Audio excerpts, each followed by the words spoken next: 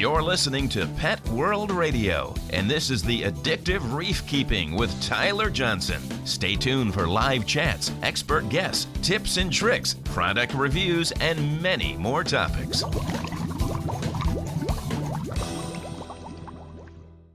Alright guys, Tyler Johnson here. I'm over at Trent's house, and if you guys haven't seen any of his other tanks, I have shot some videos of those. I'll go ahead and post a link down below of his 120, his 29-gallon tank, and his 18 by 18 cube.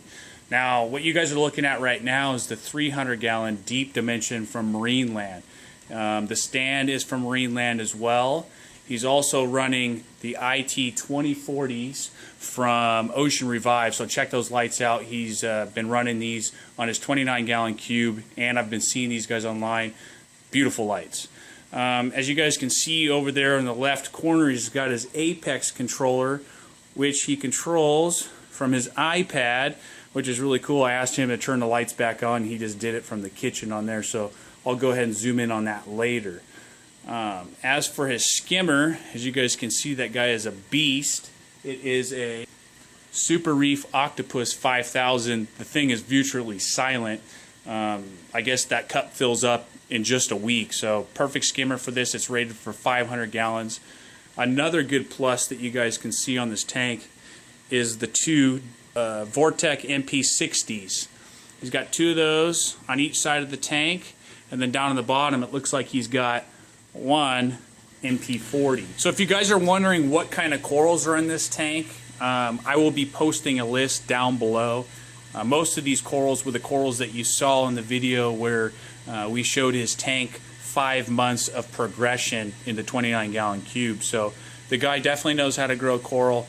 There's a video that I posted that was a couple years ago of a 120-gallon tank, and it's absolutely breathtaking.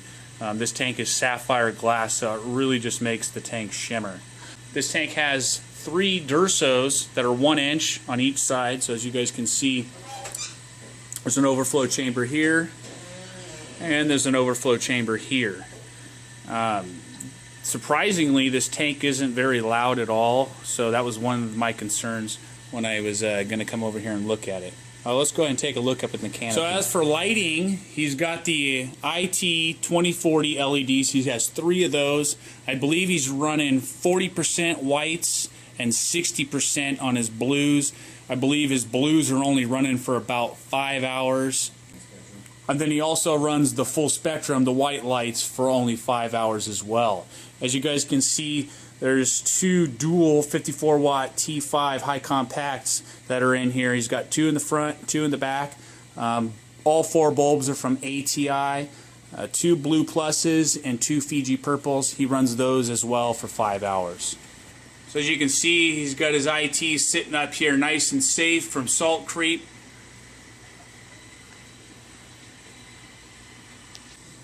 And as you can see underneath, hopefully I don't drop my phone.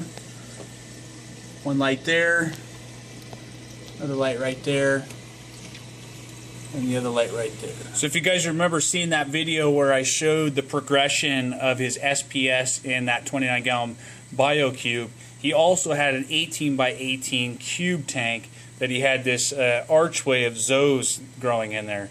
So if you guys want to know what kind of Zoas these are, I'll post a list down below as well. We're going to go ahead and take a look at the sump down below, and then after that, guys, I'll show you guys some random video shots of this tank and down below in the sump, and you guys can sit back and enjoy the video. So here's his iPad right here. As you guys can see, he's got the Apex Fusion. He can monitor his temperature, his amps, and his pH. And the cool thing about this, guys, is it graphs it out. So let's say you go on a vacation, you're gone for a week, you wonder what the heck happened. You know, I have a few corals that are bleached out. You can come back here and look, oh yeah, we had a temperature drop of 10 degrees, or we had a pH drop of more than 1 point. So this is definitely cool, especially when you're sitting on your couch enjoying your tank. Really easy to handle. So as you guys can see, this is the Profilux doser.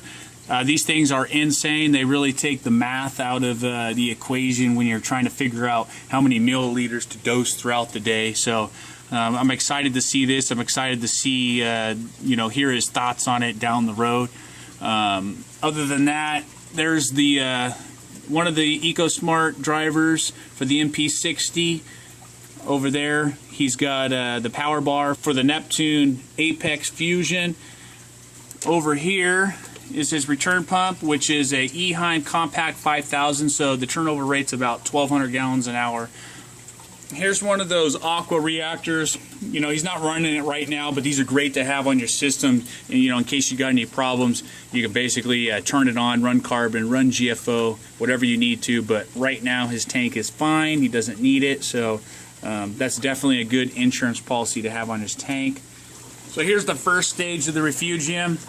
You guys see, remember this has got 3 1-inch Dursos on it. So 2 of the Dursos run into this filter sock, and then there's another one over here. He built these little covers for them to kind of keep the splashes down, the sound down. And the cool thing is, you guys look at this, you might think that it might be kind of hard to change out, but actually you just reach your hand in there, and these are collapsible. You just pull them through and pull them out of the tank, and you're good to go. He's got a bit of live rock in here, some bearded dragon over there, and it looks like some chaetomorpha over there. He might be possibly changed into like a red and blue LED, and we'll see if the growth is any different on there. Alright guys, this is the external Super Reef Octopus 5000. I mean guys, this thing is beautiful. If you guys want to kind of get a size comparison, it's massive. Probably about the same diameter as a 5-gallon jug. The cool thing about it is it's freaking quiet. I can't even really hear it at all. As you guys can see, the outlet goes through here, over the refugium chamber, and then dumps down into here. So that's really cool. You know, he's not letting the skimmer go into the first chamber because there's no point, and sending all the air bubbles into this bubble trap, which kind of eliminates all the micro bubbles in the end. So if you guys are wondering what his lighting schedule is for his refugium, you know, like most reef hobbyists, we kind of like to run our refugium lights on opposite lighting schedules as the top tank. It kind of helps balance out the pH at night. So throughout the day, this tank is pretty much blacked out. So during the day, he just runs these LED strips. There's 4 of them, and they're made by Cryon. And there's the little controller pad. I've heard a lot of good things about these, and they seem to put off a decent amount of light. So guys, that's pretty much the overview of the 300 deep dimension. Basically after this, guys, I'll show you guys a little bit of footage that Trent took before he actually added corals to the system. So check out that footage, and then after that, guys, I'll show you guys some close-ups of the tank, some of the corals, some of the fish, and then I'll also show you guys what the tank looks like when the antennae come on. So hope you guys enjoyed this video. Remember guys, check out his other videos. Trent's probably the best guy in Central Oregon. I'm not boasting him or anything, but I've seen his corals, I've seen his growth.